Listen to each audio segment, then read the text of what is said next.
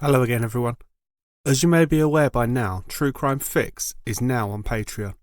I've already posted the first bonus content on the $5 level, so if you want to come and join me and take a walk through the key areas of the Sofia Savodska case, please visit www.patreon.com/True Crime Fix podcast.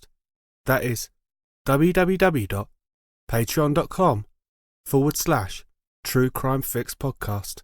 If you do, you'll be able to get your fix a little earlier, just like Suzanne, who has joined since the last episode. Thank you for your assistance in keeping this podcast going and free for the masses.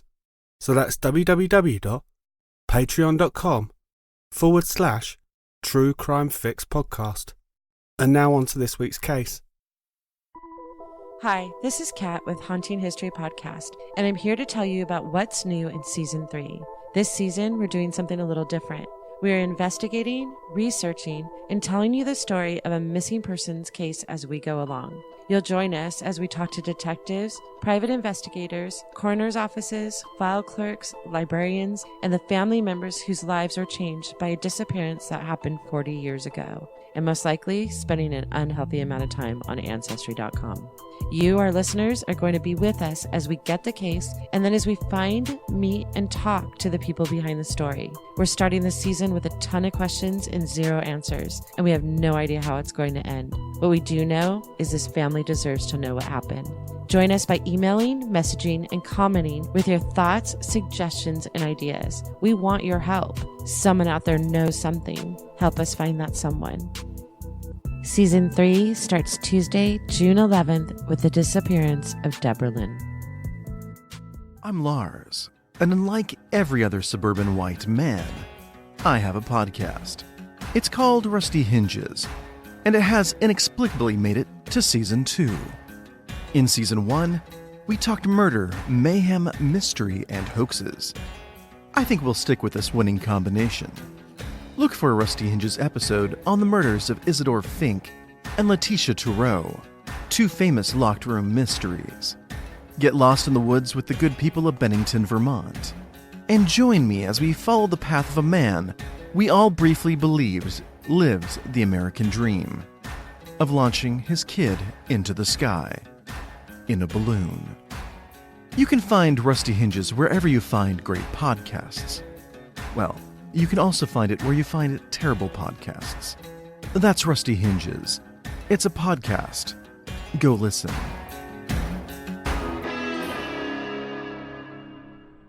True Crime Fix is a podcast with adult themes and graphic descriptions of crime which may not be considered suitable for all ages. Please use your discretion when listening. All research has been conducted using material in the public domain, and some opinions may not be that of the author or the host. Please remember that all victims are someone's loved one, and all episodes are recorded in the utmost respect of their memory. You're listening to the True Crime Fix podcast with your host, Steve.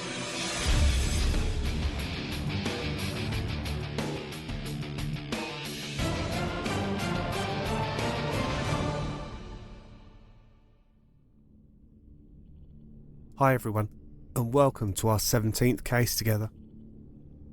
Before we go any further, please, if you've liked the show so far, remember to subscribe on your chosen podcast directory, and the new episodes will download automatically for you upon release. When covering these cases, where the focus is on the victim, never did I believe that someone close to me may be personally affected by the story. In this case, a member of the victim's family was known by my wife, and therefore we were very sceptical about writing this. However, Ashley agreed to work with me to write this in Sally Ann's memory and ensure that her story is never forgotten.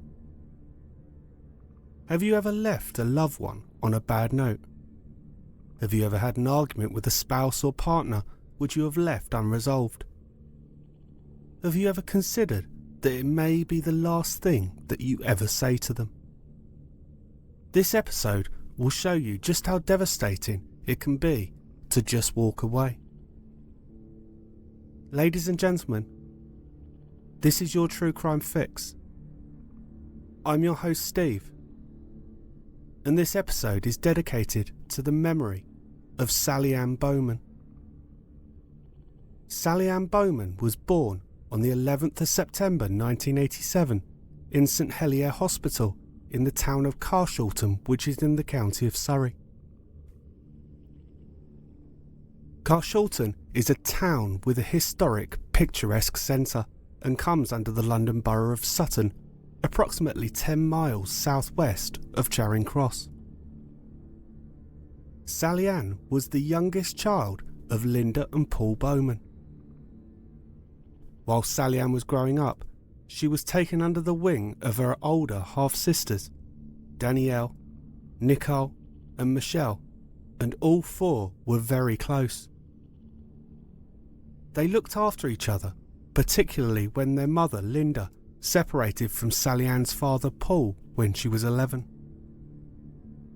Sally Ann attended Cheam Fields Primary School before moving to Cheam High, where she focused on drama and music. Sally Ann was an extremely talented singer and won a placement at the prestigious Brit School for Performing Arts and Technology in Croydon. Brit stands for the British Record Industry Trust. Established in 1992, famous alumni of the school include singers Adele, Amy Winehouse and Jessie J, as well as actors Tom Holland and Blake Harrison. Sally Ann had had dreams of one day becoming an icon, a singer and a model. She dreamed of appearing on the cover of Vogue and had previously appeared on the catwalk. Her facial features have been compared to those of supermodel Kate Moss on many occasions. Sally Ann had assembled a portfolio of work and, according to her sister, top modelling agencies had begun to show an interest in her. While Sally Ann gained her qualifications in theatre studies, drama, maths and English, she worked at a hairdressing salon called Blasts in Croydon, where colleagues said she was a very lively and happy girl. She enrolled on a hairstyling course at Carshalton College, which she never completed. In January 2005, Sally Ann began a new journey with Pulse Model Management, a local modelling agency which propelled her career forward. She became the face of Swatch watches and took part in the Swatch Alternative Fashion Week in April 2005, and a scout from a top agency, Premier, expressed an interest in signing her. She described her experience there. "I was so nervous all week, particularly when the models were lined up and the designers chose who they wanted to model their clothes. Luckily, I was picked by loads of designers, which gave me more confidence." She also impressed photographer Simon Klein, who said, "She had an easy, natural command of the catwalk and was a dream because you knew you would get good photos." Sally Ann moved out of her parents' house at the age of 16 and lived for a time with her boyfriend, Lewis Sproston. She may have moved out of the family home, but she remained very close to her family, especially her sisters. Sally Ann and her boyfriend had recently been on holiday to Cos to celebrate her 18th birthday. However, Sally Ann and Lewis's relationship had gone through a rough patch. It was well known that both Sally Ann and Lewis were both insecure in their relationship and were very jealous of the other's interaction with the opposite sex. The couple broke up just after they returned from holiday. Sally Ann moved out of the property that she shared with Lewis and rented a room in Blenheim Crescent with Donna Sherwood, who she had met through her hairdressing work.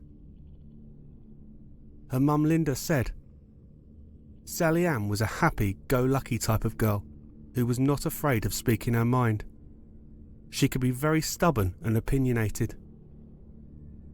Although slightly built, she could be very argumentative and aggressive. She was naive and childish as she was a teenager, but she was a genuinely warm-hearted girl who adored children. On the 24th of September 2005, Sally Ann was invited out with her sister Nicole and friends for a birthday celebration.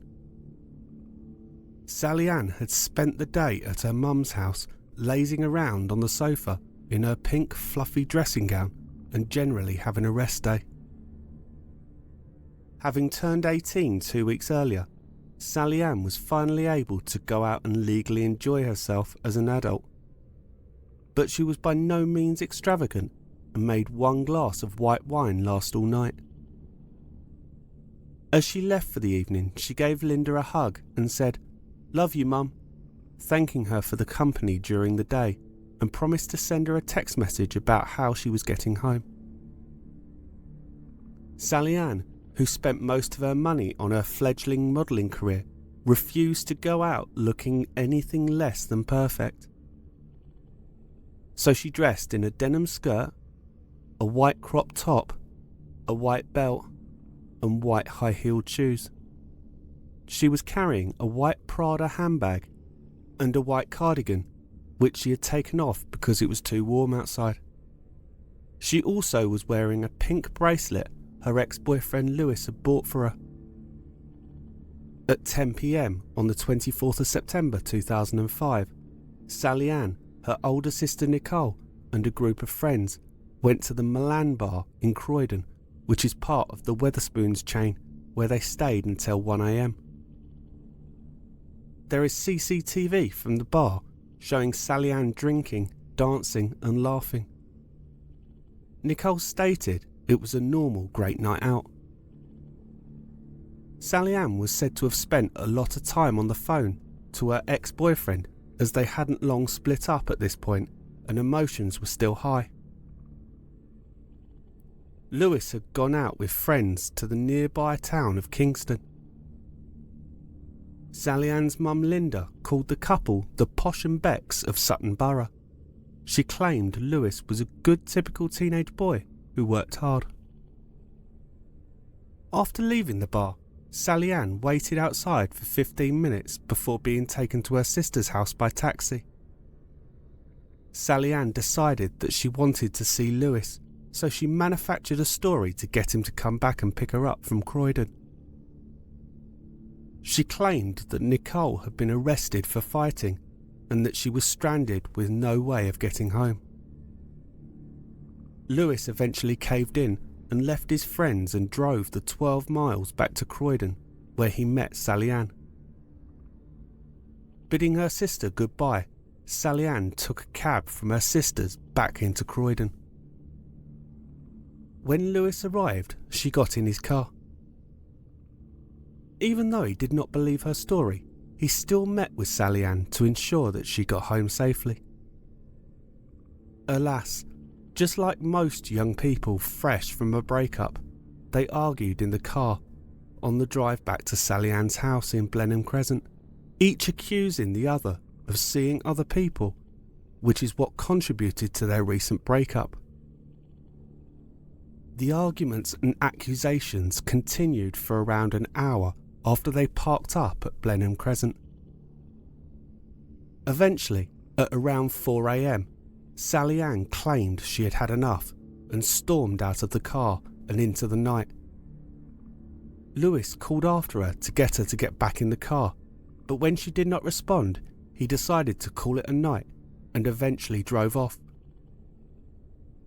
At 4:15 a.m, barely 10 yards from her front door, Sally Ann was brutally attacked. Her assailant was armed with a knife and stabbed her 7 times, some of which were so forceful they had an entry and an exit wound. Her screams are heard by a couple of neighbours at 4:20 a.m, but unfortunately, much like the Kitty Genovese case in episode 5, no one came to Sally Ann's aid. The scream, however, startled the attacker. Hesitating, he waited in the bushes for any lights to come on. When no one came, he continued his sadistic attack. On the 25th of September 2005, at around 6:30 a.m, one of Sally Ann's neighbours walked outside of her house and could see what she would later describe as a pair of mannequin legs from behind a skip. Thinking that it was local youths playing a practical joke, the neighbour went to investigate and found Sally's half-naked body laying on the floor covered in blood. The police were called immediately and a crime scene was established. Once the heartbreaking news had been broken to Sally Ann's family, Nicole told the police that Lewis was the last person they believed to have seen Sally Ann. During her initial police interview, Sally Ann's neighbour reported hearing a scream and a gargle early in the morning, but when she looked out of the window, she couldn't see anything. The police team, led by Detective Superintendent Stuart Cundy, launched a murder investigation. It is, at the time, one of the largest ever undertaken by the Metropolitan Police Service. As they make their inquiries, one person starts to stand out as the potential killer. It's Lewis Sproston, Sally Ann's ex-boyfriend, and the last person to have seen her alive. The following day, the post-mortem of Sally Ann Bowman takes place, and it is established that she has been stabbed in the neck and the stomach, and she was raped. Sally Ann had 7 stab wounds and 3 entry and exit wounds. The blade of the knife was long enough to penetrate through her body.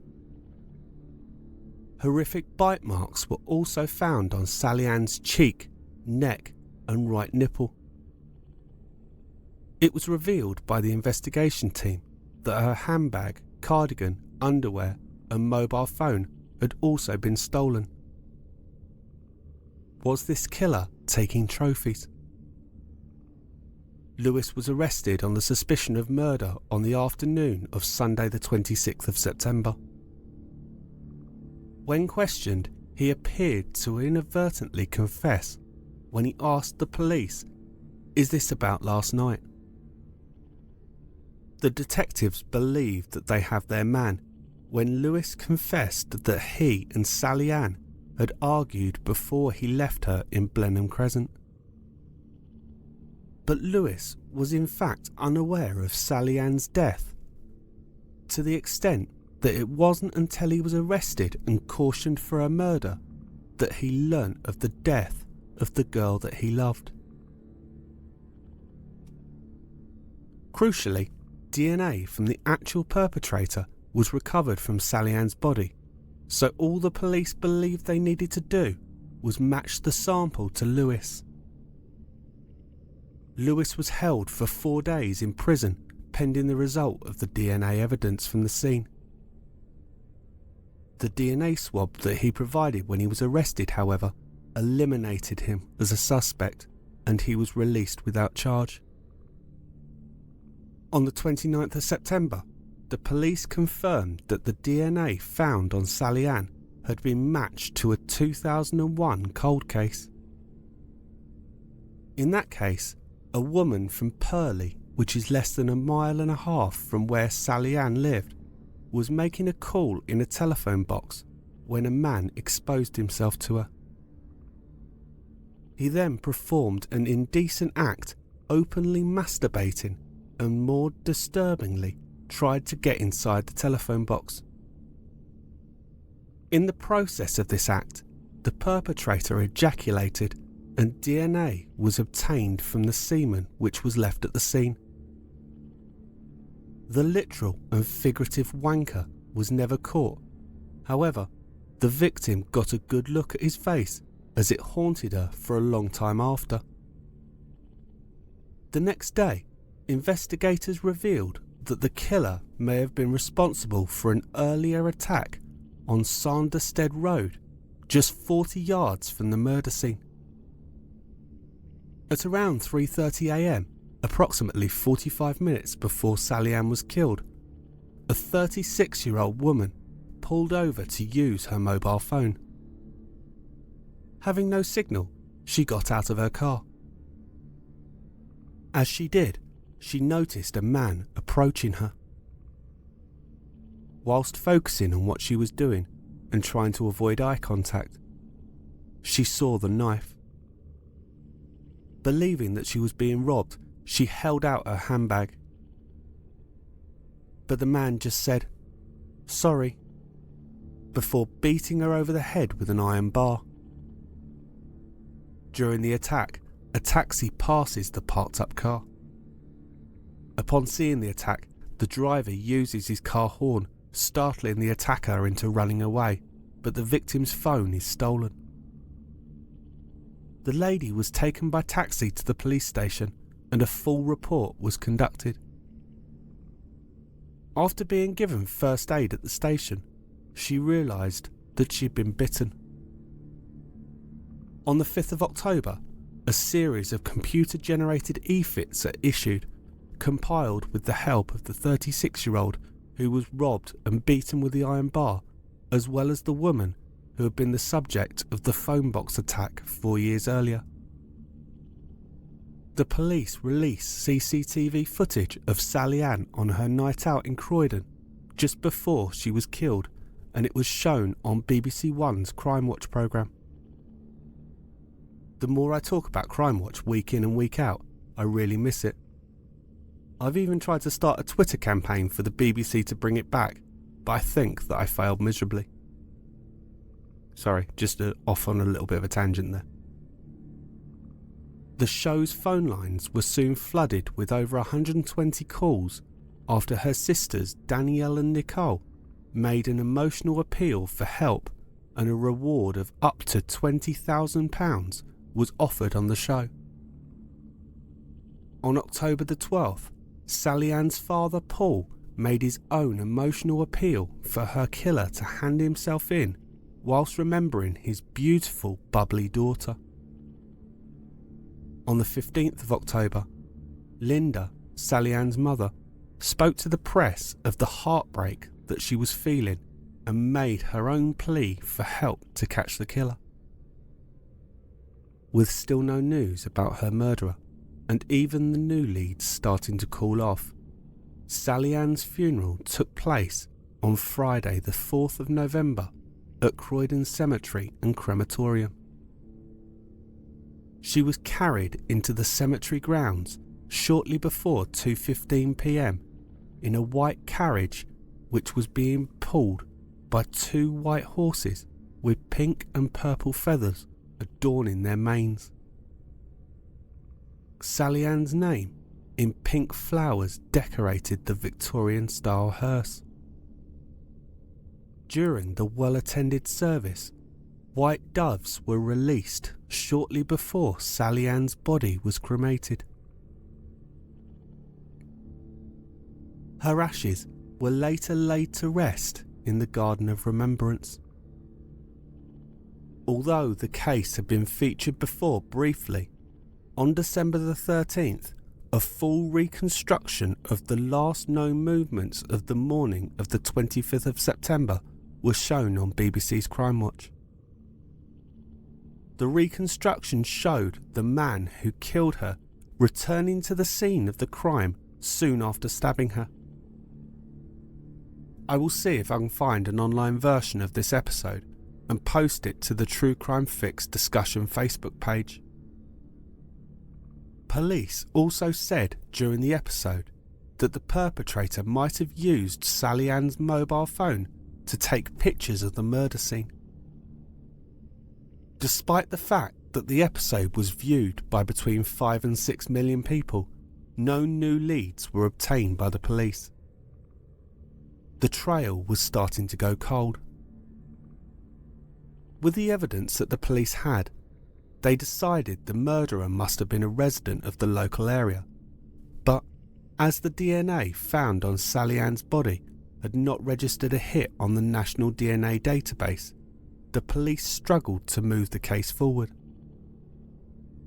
On the 23rd of February 2006, the police announced that they were opening a DNA screening unit in the vicinity of where the crime had taken place, and they were calling on over 4,000 residents to supply their DNA. Their thought process was that they would catch a break and would link the DNA to the killer via a familial match. They were not working on the assumption that the killer would just hand himself in and supply his own DNA. On February the 27th, further details were given as the officers opened the DNA screening centre in South Croydon. Due to the description of the perpetrator that they had, they were asking local men who were white or light-skinned and born between 1965 and 1985 to provide their DNA voluntarily. Hundreds came forward during the initial screening, but the police did not have any positive results.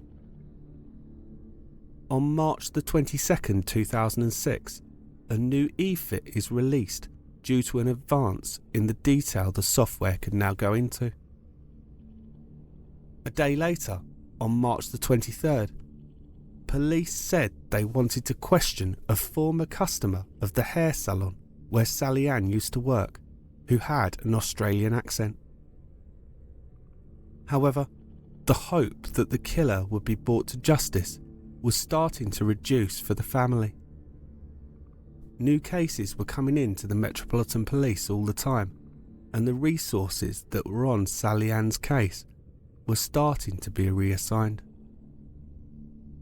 On April the 5th, a fresh appeal was broadcast on every true crime enthusiast's favourite show, Crime Watch, based around the new e-fit. As a result, on April the 28th, detectives announced that they were trying to track down a man who could provide crucial evidence about the brutal murder. He subsequently gave the police the name of a possible suspect, but that person had already been ruled out of the inquiry. The case again was still not moving any further forward. Until on Thursday the 15th of June 2006, England were playing Trinidad and Tobago in the 2006 FIFA World Cup, and as it appears that the game was going to draw to a drab 0-0 conclusion, all of a sudden, 7 minutes from the end, Peter Crouch scored the opening goal for England, who eventually would go on to win the match 2-0. Watching the game in a Sussex pub was 35-year-old chef Mark Dixie with his friends. When Crouch scored, an innocent man in the process of celebrating spills his pint all over him. Dixie erupts into a violent outburst. He gets the man outside where, in full view of 2 police support officers, he pushes him and tries to take a swing at him. The act sees him get arrested and taken to Crawley Police Station. There, he is duly processed for assault and a DNA swab is taken. Ted Bundy got caught after a simple driving error. And this simple act of violence will be all the police need to crack the now 9.5-month-old cold case. Mark Dixie's DNA comes back as a match to that which had been found on Sally Ann's body. Luckily for the police, Dixie had given them the right address when he was released on bail. He had been living and working at Ye Olde Six Bells pub on Church Road in Hawley, Surrey, less than 2 miles from London Gatwick Airport. His job, bearing in mind the equipment that Dixie would be surrounded with, made his arrest problematic. So the police decided to create a story to get him out of the kitchen. When they arrived at the pub, however, they got lucky because as the 2 officers turned around as they were getting out of the car, they noticed Dixie taking a cigarette break outside the back door of the kitchen. they took their opportunity there and then to arrest him. On the 28th of June 2006, Mark Dixie was finally arrested on the suspicion of murdering Sally Ann Bowman.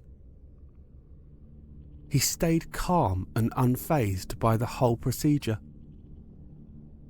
Disturbingly, one of the officers reported how Dixie's heart rate failed to change during the arrest process, which he found incredibly chilling.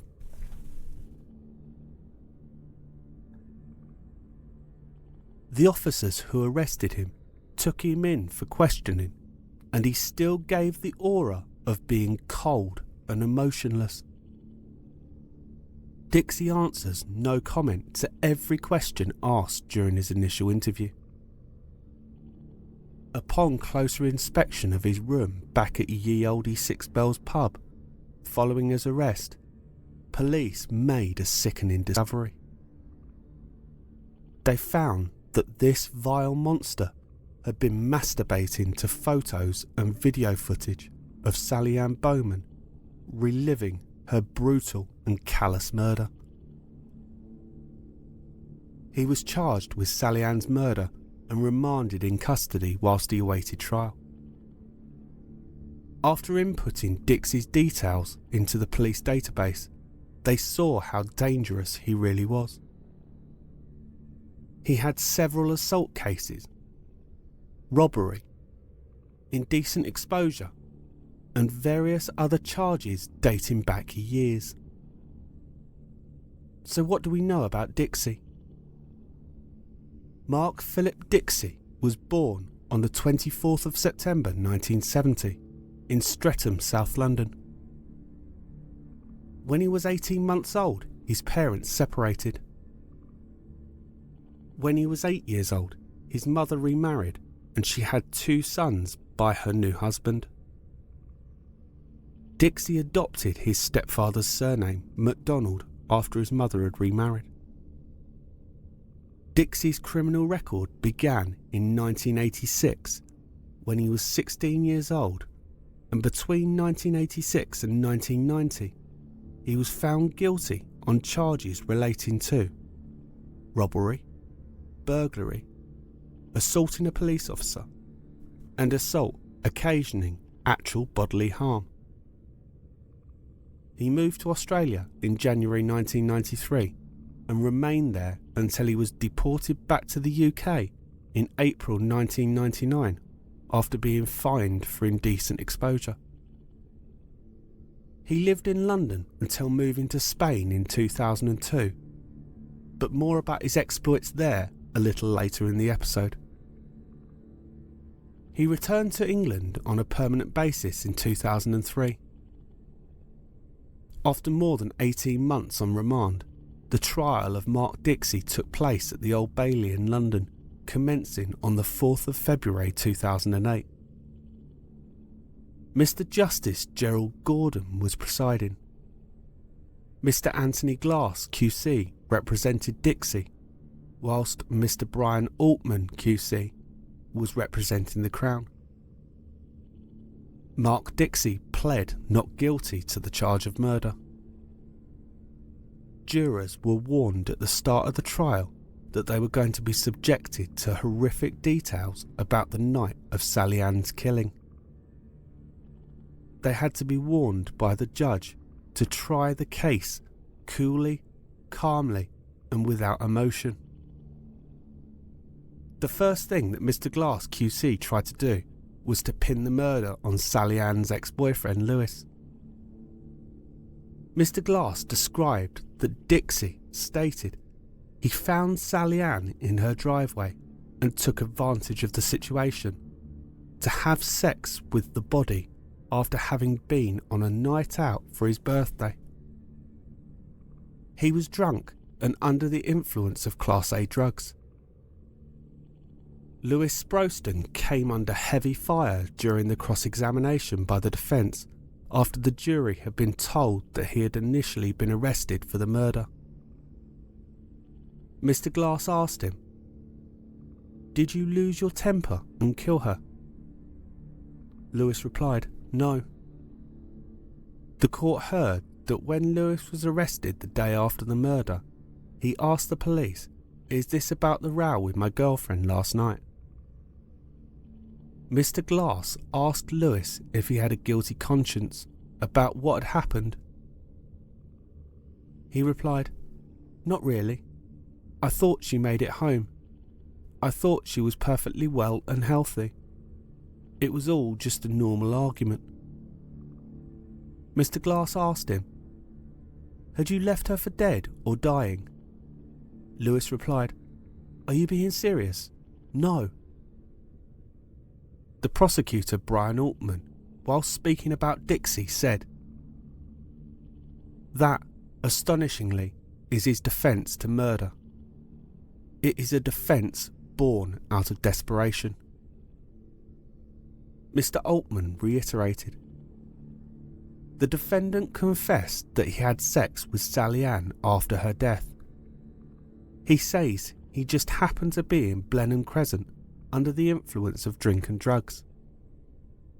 His case is that someone else stabbed her to death, leaving her in her own pool of blood, that someone else murdered her.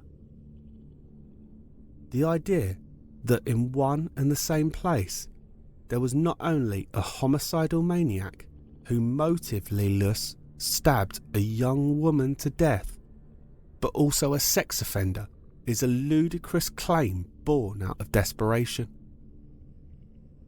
Having sexual intercourse with Sally Ann in that state and in those circumstances is simply so beyond the pale as to be pure fiction.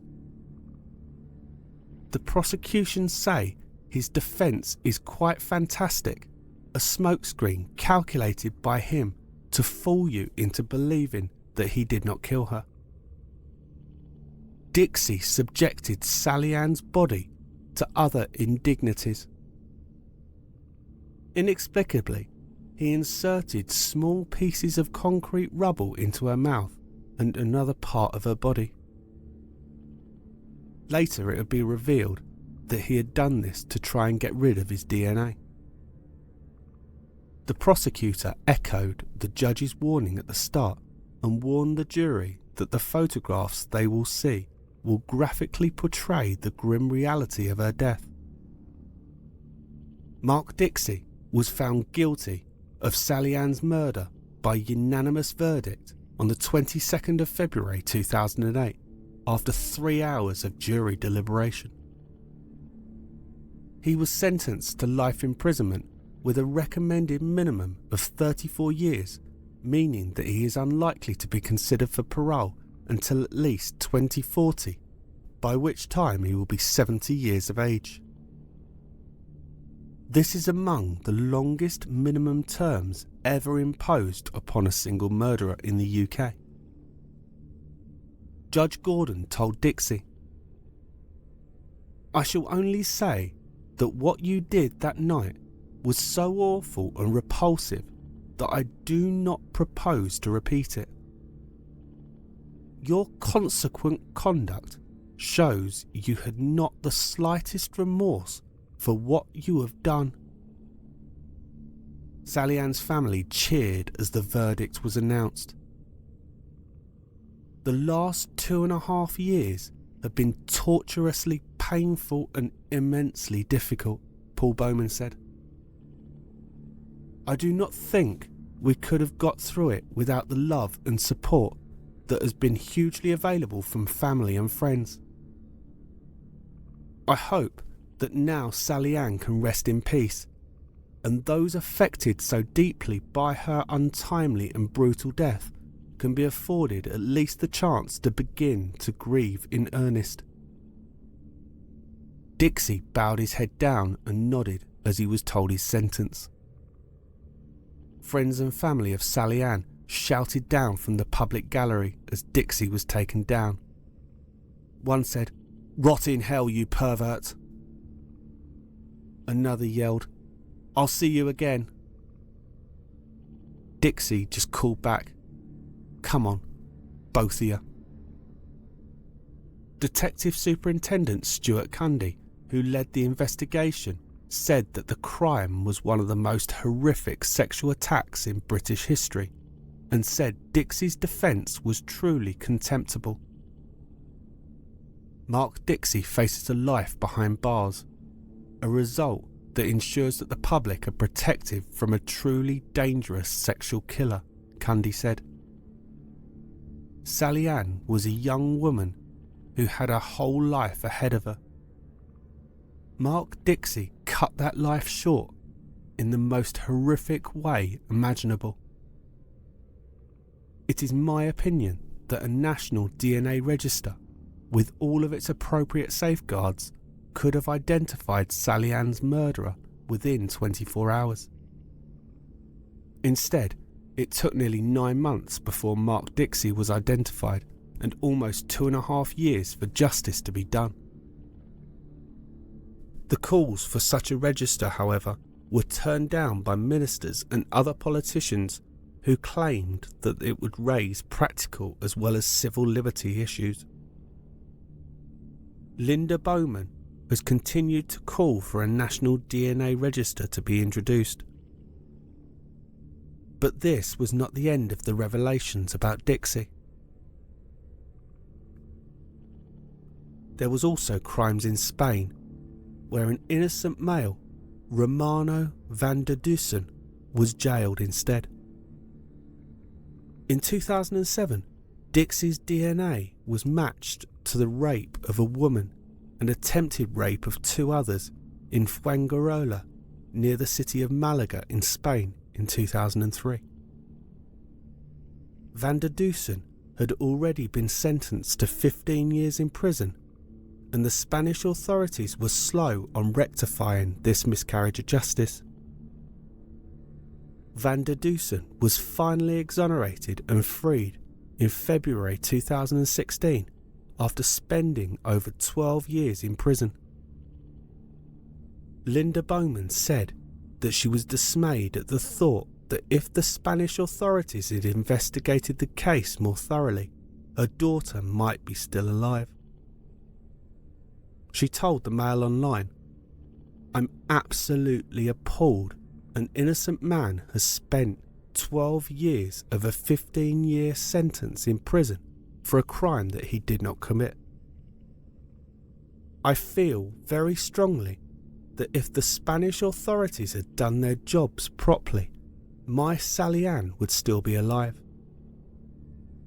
In October 2006, Dixie's DNA was also sent to Western Australia to be tested against that of the DNA evidence collected in the Claremont serial killer case, where the crimes had taken place between 1996 and 1997, as it was believed he was in the area at the time of the killings and may have committed them. At his trial, an unnamed Thai woman gave evidence that Dixie had stabbed and raped her in Subico, Western Australia in June 1998, whilst Dixie was burgling her house. Dixie had yet to be formally charged with this attack, though a DNA sample from the woman's underwear had been matched to him as well. Linda Bowman in recent years has told how Sally Ann's ashes were exhumed in 2013 after cruel people repeatedly desecrated her grave. Linda was left having to guard her daughter's resting place after it began attracting absolute Fruit Loops who would vandalise the grave at night. She told how the grave was damaged 4 times in 6 months, including occasions where the headstone was smashed and ghoulish cards were left at the site. On the 11th of September 2008, a memorial was held to mark what would have been Sally Ann's 21st birthday. More than 1,700 people joined the Bowman family outside Primark in North End. North End is the pedestrianised road in central Croydon, which includes entrances to the town's 2 main shopping centres. The event was organised through Facebook in the hope that they would draw a huge crowd for the remembrance ceremony. Linda said prior to the event, "We are really hoping for a big crowd. I won't be there, but my daughters and Sally Ann's cousins will be. I may turn up, but I plan to spend the day at my daughter's grave. I can sit with her and see the balloons from there."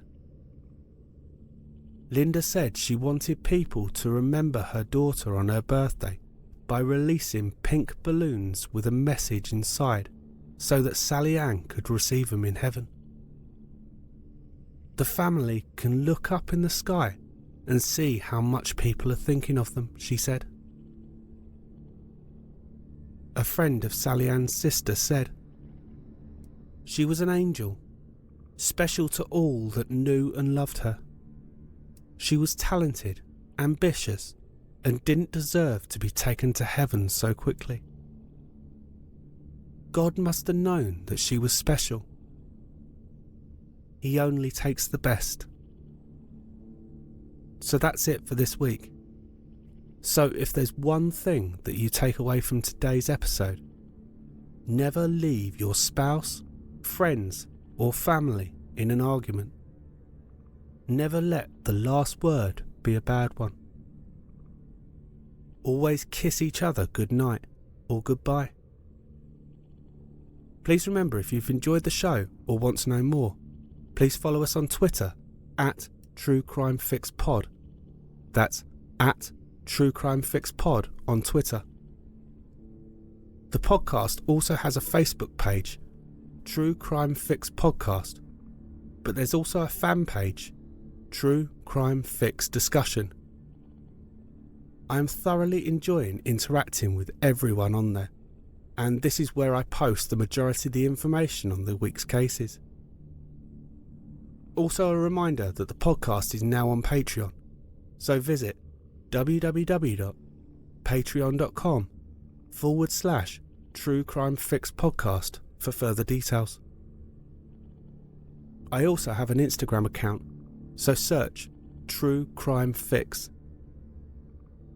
Also, if you have any suggestions or feedback for the show, please contact me at truecrimefixpodcast@gmail.com.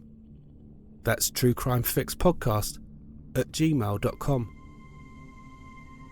Until next time, stay safe, look after each other, and live life to the fullest, because you never know who or what might be coming around the next corner. Take care, everyone.